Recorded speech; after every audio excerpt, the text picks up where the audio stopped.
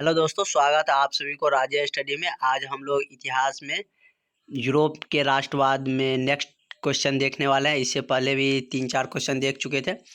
यह क्वेश्चन है कि इटली के एकीकरण, इटली का इसमें देखने वाले हम लोग कि इटली का एकीकरण कैसे हुआ, कौन कौन से इटली के एकीकरण में योगदान दिया था। जैसे इसमें लिखा है कि इटली के एकीकरण में मेजनी, काबुल और गैरिबोल्डी का योगदान के बारे में लिखे।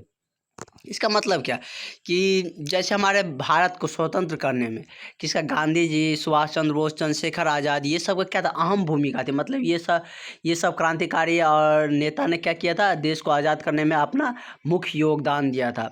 उसी तरह इटली को क्या करना था कि वो बहुत सारे प्रांत में बटा हुआ था, मतलब छोटे छोटे राज्यों में, छोटे छोटे प्रांत में बटा था।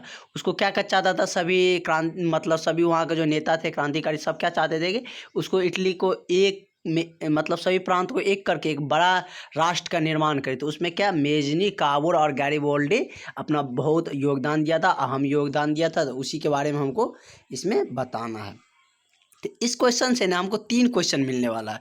मतलब ये एक लॉन्ग क्वेश्चन हो गया, मतलब 5 या 7 नंबर का पूछा जाएगा। इससे ही यदि इसे 3 क्वेश्चन और फ्रेम हो सकता है। मतलब ये एक क्वेश्चन पढ़ेंगे, इससे हमको 4 क्वेश्चन बनने वाला है। ऐसे ही हम आपके लिए क्वेश्चन लाते रहेंगे। जैसे क्या, यदि पूछेगा कि इटली के एकीकरण में मेजनी का योगदान लिखे, एक क्वेश्चन हो गया। उसी तरह पूछेगा इटली के एकीकरण में काबुल का योगदान लिखे, गैरिबोल्डी का योगदान लिखे, तो 3 क्वेश्चन ये हो गया। और यदि लॉन्ग क्वेश्चन में पूछा जाए पूरा कि तीनों का लिखे, तो 4 क्वेश्चन हो गया।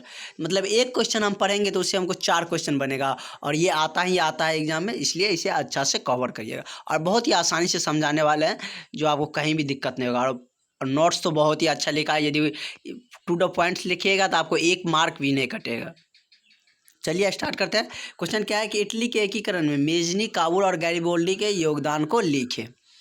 तो देखते हैं उत्तर क्या है कि इटली के एकीकरण में मेजनी, काबुल और गैरिबोल्डी का योगदान निम्न है। बहुत सारे योगदान था। जैसे हम गांधी जी के, मतलब देश की आज़ादी में योगदान है, उसका रोल के बारे में पूछा जाए तो बहुत सारा है, उसको कितना बताएंगे उतना कम है। तो उसी तरह इस तीनों का भी इटली के एकीकरण में क्या था, अहम योगदान था। जो देखते हैं बारी बारी करके, बारीकी से देखते हैं एक एक करके। पहले मेजनी का देख लेते हैं।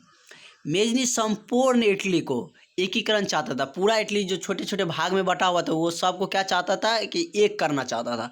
वह साहित्यकार था, एक राइटर भी था, और योग्य क्या, सेनापति था। जैसे किसी राष्ट्र में क्या होता है, सेनापति होता है। जैसे अभी भी सेना में क्या होता है, एक सेनापति होता था। वह क्या था, एक योग्य सेनापति था।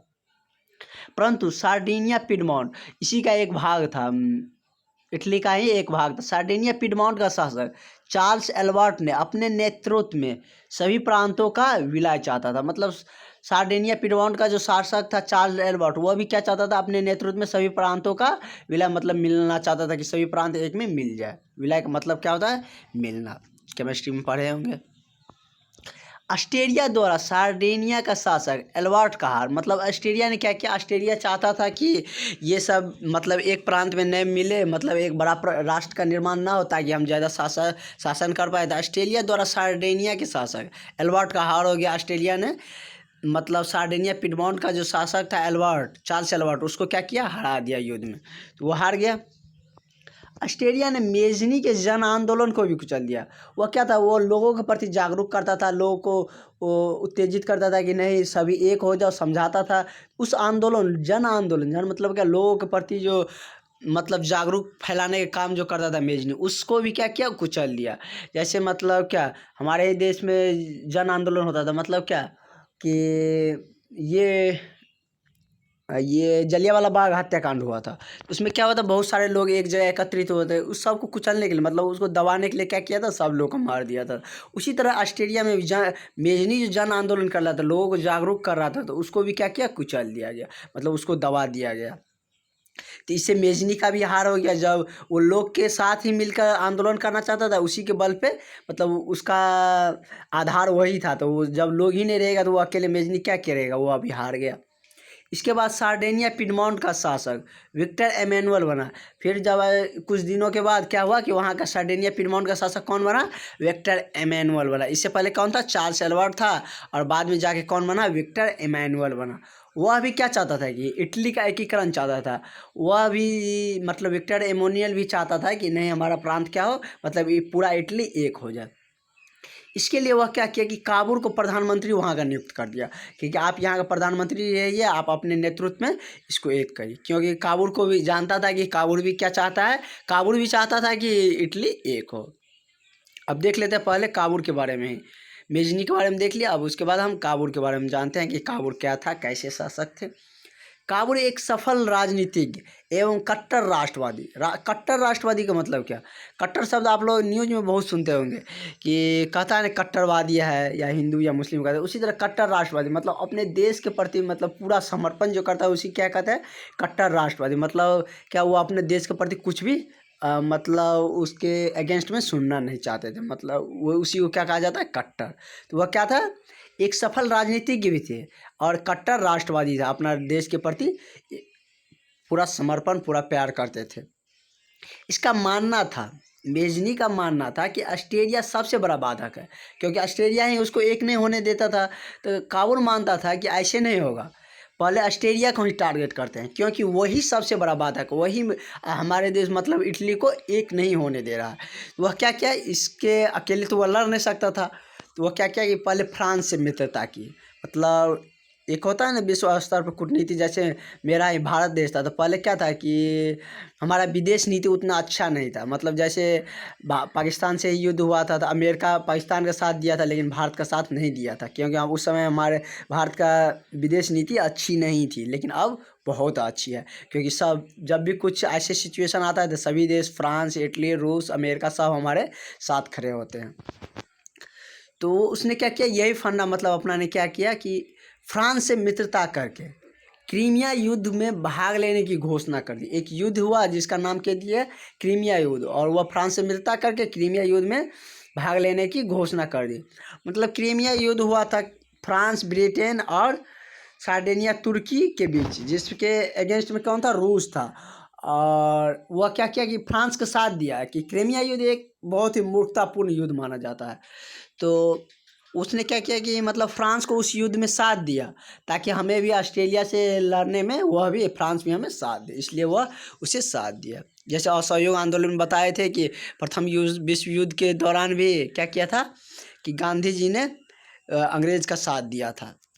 इसी तरह क्या किया कि काबुल फ्रांस से मित्रता की और क्रीमिया युद्ध में भाग लेने की घोषणा कर दी। पेरिस शांति सम्मेलन में, जैसे शांति सम्मेलन अभी होता है ना, उसी तरह पहले कहाँ हुआ था, एक पेरिस में शांति सम्मेलन हुआ था। उसमें काबुल ने कूटनीति के बल पर उतना उसका राजनीतिक इतना तगड़ा था कि वो पूरा इटली को मतलब कूटनीति के बल पर इटली को पूरा यूरोप का समस्या बना दिया। मतलब वो अपना देश को पूरा यूरोप मतलब एक महादेश का समस्या बना दी। जैसे क्या अभी जैसे हमारा क्या है, भारत और पाकिस्तान के बीच क्या है, ये इसके लेके झगड़ा रहा था कश्मीर, जम्मू कश्मीर को लेकर।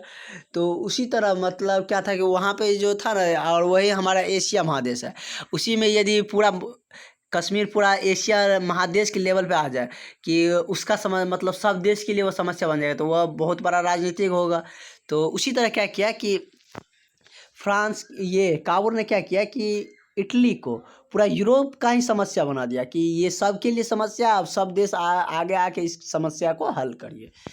और इसलिए उसे बहुत बड़ा कूटनीतिज्ञ और राजनीतिज्ञ माना जाता था।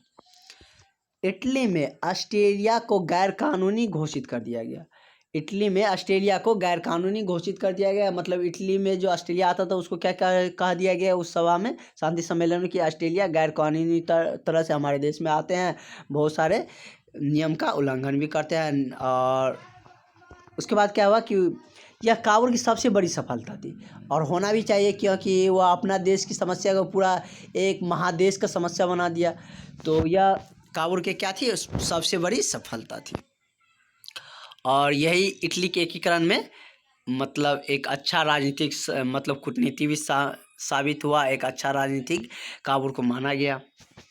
अब गैरिबोल्डी के बारे में जानते हैं, गैरिबोल्डी ने क्या योगदान दिया था। काबुल ये इसके बारे में देख लिए, मेजनी और काउंट काबुल के बारे में। उसके बाद हम क्या देखते हैं, गैरिबोल्डी के बारे में देखते हैं।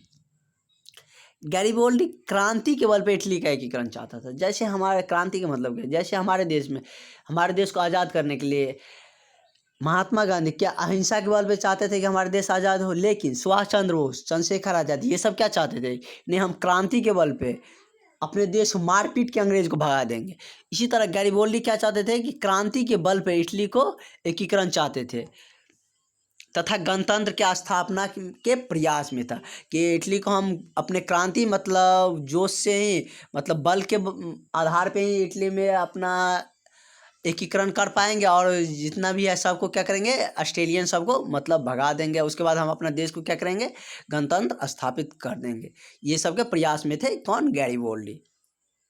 गैरिबोल्डी इटली के दो प्रांत सिसिली और नेपल्स को जीत कर, मतलब उस पर ऑस्ट्रेलिया का मतलब शासन चल रहा था, तो उस दोनों को क्या किया, जीत कर सिसिली और नेपल्स को जीत कर वहाँ पे क्या किया, गणतंत्र स्थापित कर दिया।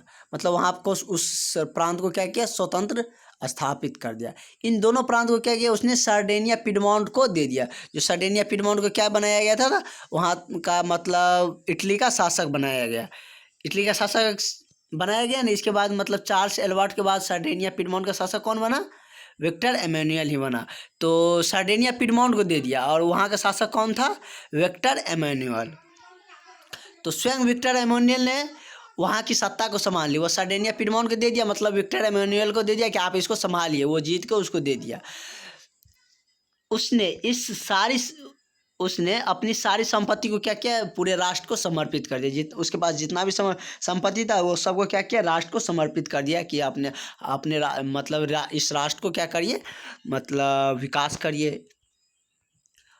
इसीलिए इस वास्तव में इटली के एकीकरण में, मतलब इटली के एकीकरण में मेजनी को क्या कहा जाता है, मसीहा, क्योंकि वही मतलब इटली का एकीकरण करने का प्रथम प्रयास किया था। इसीलिए उसको क्या क्या माना जाता है, इटली के एकीकरण में मेजनी को मसीहा माना जाता है। और काबुल को क्या माना जाता था, राजनीतिक, मतलब वहाँ का अच्छे एक राजनीतिक था भी, बहुत अच्छे राजनीतिक था, तो उसे क्या माना जाता है, इटली का एक राजनीतिक माना जाता है। और गैरिबोल्डी को क्या माना जाता है, गैरिबोल्डी को तलवार कहा जाता है। वो क्रांति के बल पे चाहते थे इटली को एकीकरण करना, तो मेजनी को मसीहा, काबुल को राजनीतिक और गैरिबोल्डी को तलवार माना जाता है।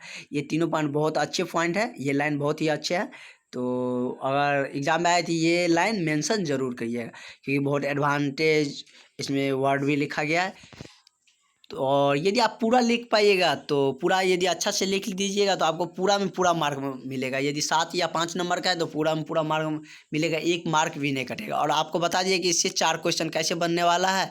तो यदि उसमें इटली के एकीकरण में सिर्फ मेजनी का पूछेगा तो मेजनी के बारे में लिख देंगे, काबुल का पूछेगा तो काबुल के लिख देंगे, गैरिबोल्डी का पूछेंगे तो गैरिबोल्डी के बारे में लिख देंगे। तो मतलब इस क्वेश्चन से 4 क्वेश्चन बनने वाला है, तो ध्यान में रखिएगा और अच्छा से इसे पढ़ लीजिएगा। Thank you for watching. और नेक्स्ट वीडियो में इसका नेक्स्ट क्वेश्चन देखेंगे। इसके बाद यह टॉपिक मतलब यह चैप्टर यूरोप में राष्ट्रवाद समाप्त हो जाएगा। Thank you. यदि अच्छा लगा हो तो सब्सक्राइब करिएगा और दोस्तों में शेयर भी कर दीजिएगा।